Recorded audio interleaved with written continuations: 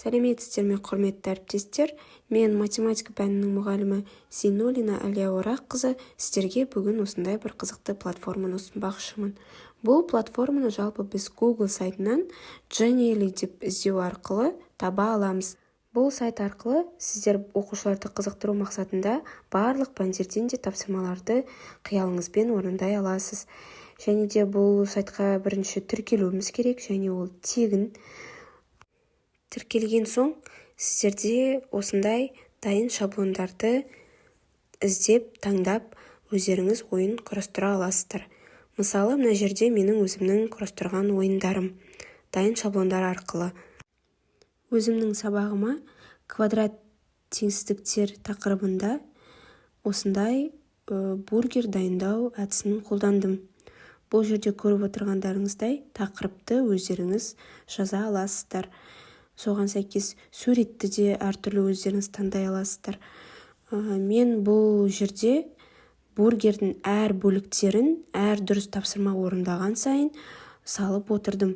Яғни қате болған жағдайда ол дұрыс әр бөлшектері салынбайды, тек дұрыс орындалғаннан кейін ғана біз бургерді дайындап шығара аламыз. Сонымен осы тақырыпқа байланысты орындаған тапсырмаларымның нәтижесін көрсетпекшімін. Ойынды оқушыларға ссылканы жіберу арқылы аша аламыз. Әр оқушы бөлек өздерінің телефондарымен осылай қолдана алады. Бұл жерде дұрыс вариантты белгілесе бургердің бөлшектері құралады. Мысалы, міне мына жерде қате жауабын белгілесек, яғни қайтадан қайталауды сұрайды. Содан кейін тағы да дұрыс белгілесек бөлшектері көрсетіледі. Назарларыңызға рахмет.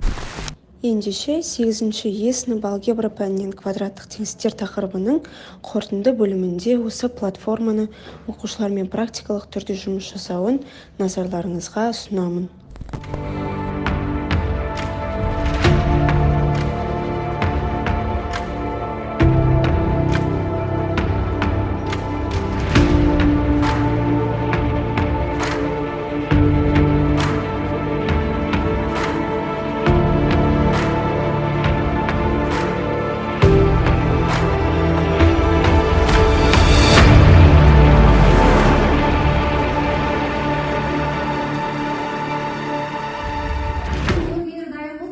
Қай оқушының қолдарыңызды көтере қойыңыз.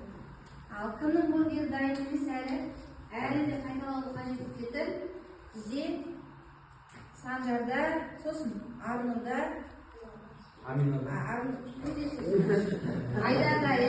ары қарай есептерді қайталап шығарамыз.